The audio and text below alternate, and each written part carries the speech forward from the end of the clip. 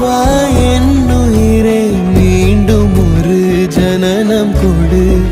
வாடா என் மகனே தந்தை என பதவி கொடு